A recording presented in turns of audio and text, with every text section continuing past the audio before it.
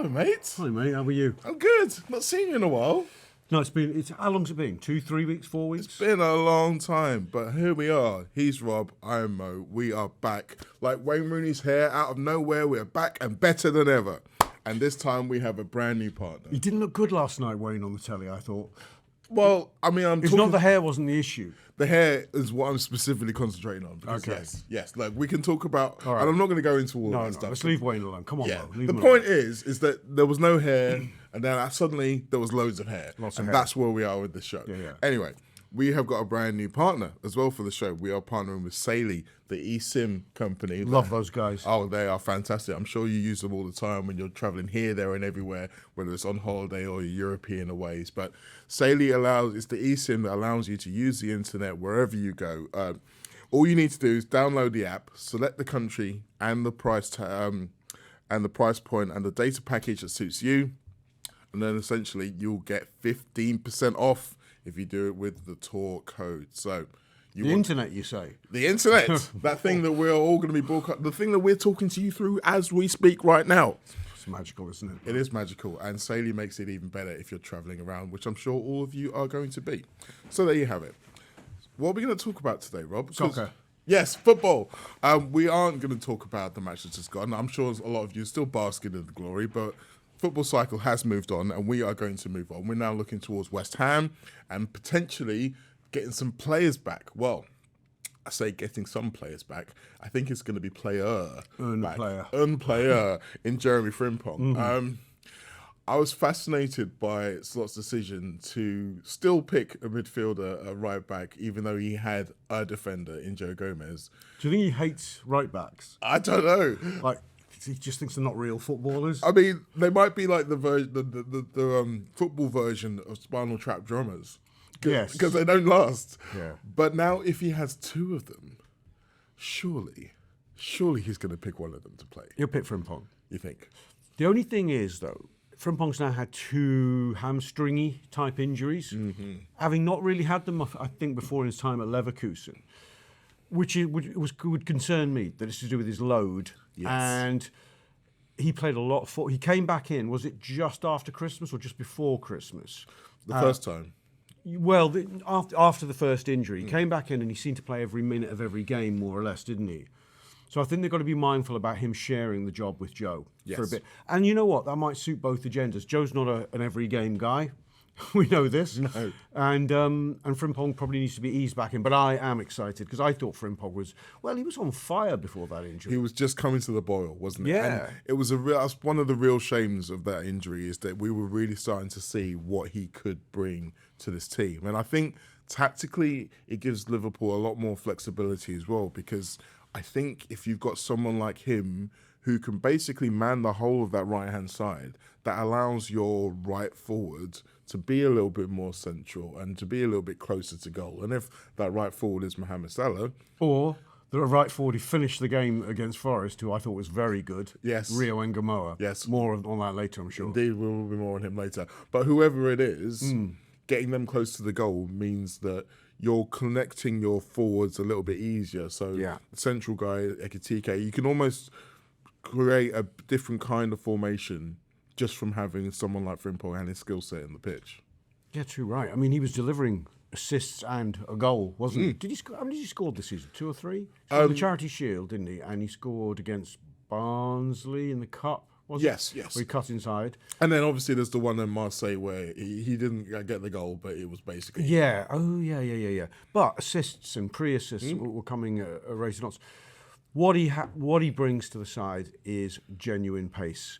The key thing that stood out at Forest and has been a recurring theme of the season is we've got wingers who don't really want to run fast past them. And we don't have an outball other than the times we can get Ekitike in play. And when we didn't have Florian Wirtz to get Ekitike in play, we offered nothing on the counter. Every time the ball came forward, we had to check back.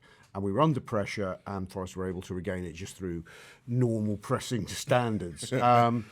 That's the problem. But Frimpong can help you turn the team around. I think so. And to be honest, Kerkez does also have that level of speed. Yeah. But I think he was probably a little bit more circumspect because he knew that there was nothing on the other side. And having the two of them together, so personally, we've seen quite a few different formations over the course of the season, with having to chop and change through things not working and players not being around. I must admit, my favourite one, I think, is the 4-2-2-2 that we saw in Marseille, where you had Ekitike and Salah as the front two, then Wirtz and Szoboszlai in the line behind them, and then Gravenberch and McAllister behind them, because it allows you to keep the two deepest midfielders and the two centre-backs as that box of four in the central areas for counter-attacks, but then it keeps both the wing-backs or full-backs high, and then you've got four guys at the top to all make magic. I just think it suits the skill sets of the players we've got. With something that bounce. Did we do this against West Ham when we had the brief periods we've had Isak? I think we've kind of done that in a couple of games as well. We've had Isak and Ekitike together. Again, it's what do you call it? A 4-box 2-2 or something like that. But yes, it does facilitate the fullbacks becoming wingbacks effectively, because you've got the block there to protect the side. Yeah, and I think that what it means is that you're not asking one person in particular to do all the covering. If you've got four of them around, then you can share the wealth. But it'd be interesting to see whether or not Stock goes back to it now he's got both those flying wingers in situ. But as you say, I think if he had Isak available, I think we might see it. Whether he'd play Salah, you're saying Salah and Ekitike as a central two effectively again. He did trial it in Marseille and it did look good. I mean, I think Mo played really well against Brighton. He didn't play really well against Nottingham Forest. And as much as anything, it's because he's isolated in a position where he no longer has the pace to get himself out of trouble. He still is strong. He still holds the ball up. But there's no point putting him in a position where pace is 50% of the job. Yeah. I think he played him centrally. He could have done the Wirtz job, quite frankly, to an extent yesterday. Play him as a 10. Well, you mentioned Wirtz, and I think him dropping out was such a big kick in part. The pants. It was such a big part of why the performance was so bad. And yes, you could say the Premier League footballers should be ready to go regardless of what happens. Players drop out in the warm-up all the time. I mean, it happened with Arsenal at Leeds, doesn't it? I think came as a shock to Curtis Jones. It really did. It did.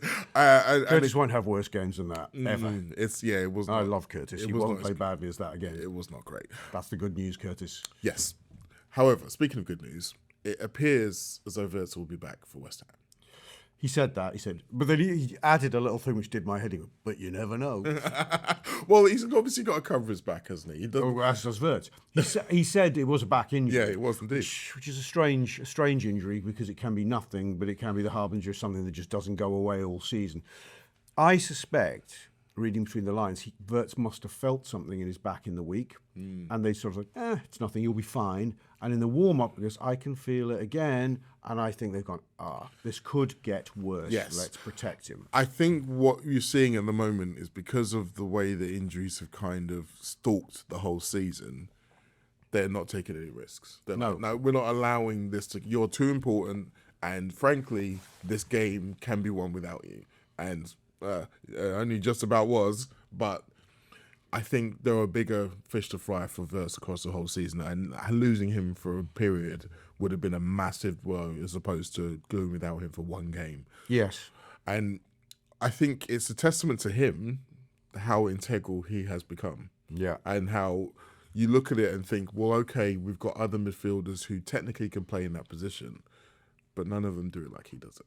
No, not really. I mean, there was a time I think Pete McAllister could have done it a bit, but he's not the same footballer for reasons unbeknownst to most of us. I mean, obviously he's a match winner, but he's not the same footballer. He looks, he has in the past, but more often than not, he looks his physicality in a midfield scrap. He looks the diminutive figure that he is, which to my mind means it's risky playing him in a 2. I mean, it's sad state of affairs considering he sort of made his name in England playing in a 2 with Caicedo. Yeah. But there's a lot of Caicedo in that 2. I thought at times last season, even though he was being lauded with his back to goal, back to the opposition goal, facing his own goal, he was very pressable. He's better when you've got the ball in front of him and he can have a little look up and thread a pass. That's how you want McAllister. But you know, as the manager was keen to praise him for, he was there in the decisive moments, plural. Absolutely. So yeah, I think he still got a role to play. I think you're right. Of course. I think you're right to say that the peak version of him doesn't appear to be here, and I'm not sure that we're going to get to see it between now and the end of the season. But that doesn't mean to say he may need a pre-season. He may need a rest. Doesn't need a World Cup. Can we just like genuinely? Can we just suck off the World Cup? Yeah. I say this as someone who loves football, but there's so many reasons I just cannot be doing with it this time. The main reason is it stops the transfer window in its tracks. Absolutely ruins all that fun. Yes, it does. A nice segue though, because we are going to do some transfer tattle now. Tittle and tattle, whichever way you want. Whichever you want. Yan Diomande, the man who's been on everybody's lips. Yan the man. Yes, Yan the man. The rumours about him coming to Liverpool just don't go away. They do not. There was an interesting twist in some of the reports we've seen in the last couple of days, in as much as that Bayern Munich, who are also very keen on him, appear to look like they've been told that they are behind Liverpool in the queue. And even more interestingly, they may have been pivoting to another target, a certain Mr. Cody Gakpo. I mean, wow. This information, I've heard it via the brilliant anonymous online account at Bayern Space. Indeed. Who is the guy who is the greatest online ITK legend ever because he broke the Florian Wirtz to Liverpool story. He's going to be dining out on that one for years. And so he is dining out on it, and he deserves to. But he's very detailed in his revelations, and he seems to think that, I mean, look, at the end of the day, it's not a hard guess, not to be cynical, that Yan Diomande and Liverpool are going to be closely linked. All manner of journalists have said Liverpool are interested in the player. He's on the radar. Yan Diomande himself came out saying he was a lifelong Liverpool fan. Yes, he has that helps. yeah. I mean, that's a signpost. He recently backtracked, but in a none too convincing way. He sort of goes, it's my dad who's the big fan. He'd love to see me play for Liverpool, but for now, Leipzig are my favourite club. I thought, wow, that's big of you. What a great kid. No, you know what? He did the smart thing, but what he didn't do is he didn't totally pour the coldest of water on the thing. I mean, I think I've been critical of Cody Gakpo, and I think he's had some better games recently. I enjoyed his performance against Brighton. I did. Didn't enjoy his performance against Forest, but he wasn't alone. No. But he does not have the pace or the inclination really to very often go on the outside. And we need that kind of footballer. And Yan Diomande, I think, is that kind of footballer. And he's younger. So if we could effectively trade by us getting Diomande, Bayern getting Gakpo, effectively Bayern would be funding the signing. Going to the Bank of Bayern, basically. Going to the Bank of Bayern. And it's a bit of a win-win because Diomande can play both sides. It seems equally well. By the way, before you cut, do you aware of this other big transfer rumour Liverpool connected to over the weekend? It's gone under the Brazilian one. The Brazilian kid called Alan something de Nascimento da something as Brazilian. Alan Brazilian long name. Alan Brazilian long name. He's 21. He plays for Palmeiras, I think, and he's a multifaceted player. All of the Brazilian media, and a good friend of mine who's from Liverpool but lives in Sao Paulo, Palmeiras fan, says all the Brazilian media are sure he's signing for Liverpool. It's done. Oh, really? Fee rising to £30 million. He's a right-sided player, but he can also play as number 6. He's a pacey dribbler. It makes me think that Liverpool would, one, they may be planning for life post Mo Salah. 2, they think planning for life post Mo Salah might involve more than one right-sided option. Yes. I mean, if you had a Diomande could play both sides, you've got a Frimpong who can play that side, you've maybe got this Alan something from Brazil, you've suddenly got options. I mean, I think they'd like Elise more than anyone, but that's a hard one to price. Yeah. I mean, it depends on how much we can lean on that particular Bank of Bayern, doesn't it? Yeah. That might be good for some things and not for So you've not heard that rumour? I hadn't. It's one of those things the British media just aren't onto at all and maybe utter garbage. I'm not as deep a truffler into the trough of transfers as you are. Pig of transfers like me. But the interesting thing about this, because one thing I was going to say about the Diomande Gakpo thing is that we'd probably still leave us light in terms of numbers.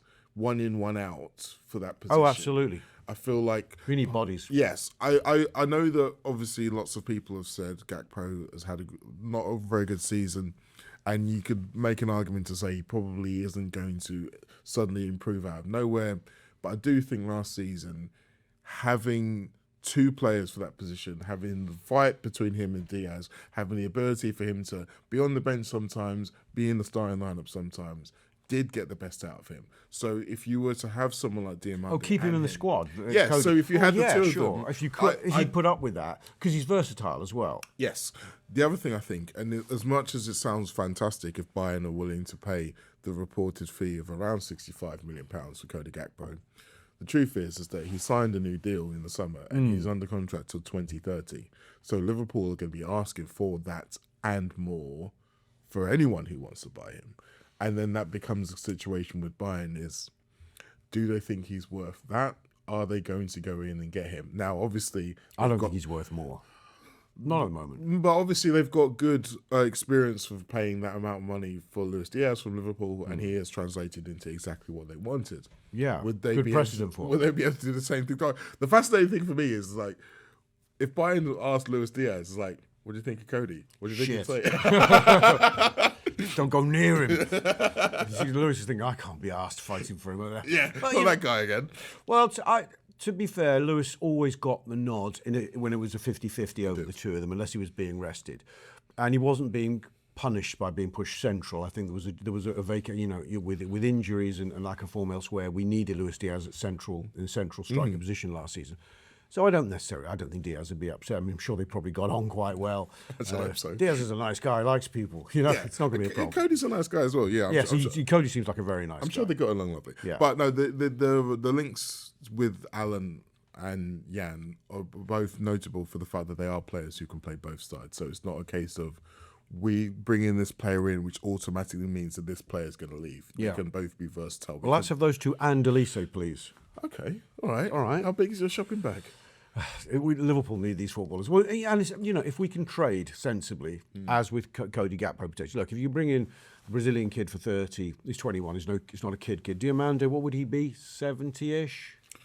You never know. Leipzig could drive a bargain. Yeah, it's a fascinating situation with Leipzig because we do have this very good relationship with them, but they are a selling club, and clubs that are selling clubs know how to sell well, know how to sell high. And his reputation is at peak point now. So they have a tendency to set release clauses. Now, there's nothing out there on this yet, but watch the space. I mean, Dominic Szoboszlai was signing from Leipzig for a release clause. Yes.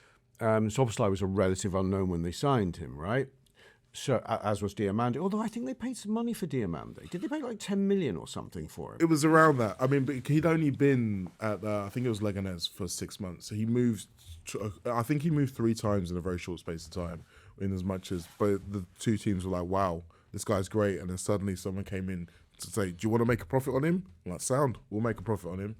And again, I smell release clauses here because they've got form for this. And I think if you sign for teams like Leipzig, you ask for release clauses. They also have other wingers. They've got Bakayoko, they've got Nusa. Yeah. So they could make a profit on him and still keep a decent squad. And Tell you who has got release clauses? Elise. Yes, I know he has. Not a low one. No. But I think it's rumoured to be around the €90 million mark, which is not prohibitive in today's market, especially if players like Cody Gakpo, who are quite frankly improvable upon for Liverpool, you can get 65-70 million for. Indeed. We shall wait and see how this all shakes out. But we're talking about all of these fantastic, young, dynamic wingers. Let's talk about one of our own, shall we? Oh, that guy, yeah. Rio Ngumoha. Lots of talk about Rio Ngumoha getting into the starting lineup. Jamie Carragher's mentioned it. I think everybody who saw his cameo against Forest will say that, okay, we're almost at the point now where he's becoming more reliable to some people than the traditional guys, which I think is a dangerous place to be for a lot of reasons. But I said it on the Late Challenge yesterday. Go and check it out if you haven't already. I think that if you were starting the season and you was on a slot and you say, I think I'm probably going to look to give Rio Ngumoha 2 or 3 Premier League starts over the course of 30 days. One of those would most likely be at home against a team in the bottom 5. The shite. Like West Ham are. And so while I'm not saying we give him his head and he's now the starter or anything like that, having had that positive cameo, this does feel like a good opportunity to maybe say, okay, can you continue that momentum into a starting position? it's complex with young players for many, many reasons. There is, I've seen this argument many, many times, and a friend of mine was saying after the Forest game, actually Martin Fitzgerald, who does these shows, he goes, what happened to the idea that you saw great kids like Robbie Fowler and Michael Owen and you threw them in and they were brilliant for you? Why do we now have to wait till they're about 21? And I said they were both unable to play football past the age of 26. Yes. A bit of that. Yes. But Lamine Yamal, so there's a part of me that says, and I'm sure there's a part of Arne Slot that's saying too, if they're old enough, if they're good enough, they're old enough.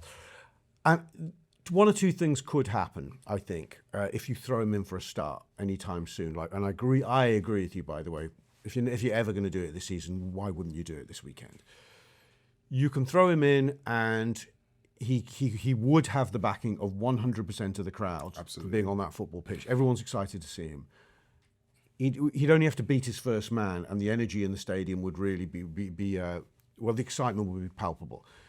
And if he went on to have a good first half, he could raise the boys' confidence, and you could suddenly see the evolution of a young footballer before your very eyes, because things can go very quickly. I remember Raheem Sterling in 13-14 season, which was his big breakthrough season. He had a bad game at Hull in the autumn, in the early winter, and was dropped for a while. Yes, and he was really poor, and people were going, I don't know, is Sterling a real deal? Maybe we should just get 10 million for him from Arsenal in the summer. He gets back in and starts to play. And by the end of the season, he was our best player. So these sort of players can evolve before your eyes. And if you don't try, and if you don't give them the chance, you're never going to find out. The other side of the coin is you can also break them a little bit. Yes. And I think, and not just physically, but I don't think we're at that stage yet, because we're not talking about playing him 10 games on the trot. But you can, if he has what is really possible, he has an anonymous 55, 60 minutes and gets hauled off, he'll doubt himself.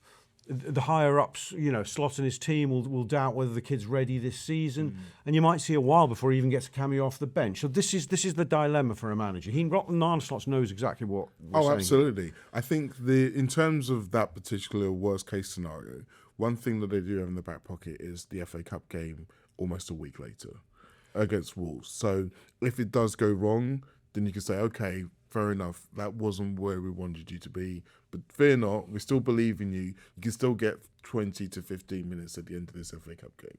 So it's not like you're being cast aside. But the idea of what's best for him, I think, is really interesting here, because we, as the football watching public, are really bad at looking into the future. We are extremely short-termist, and what do we need right now?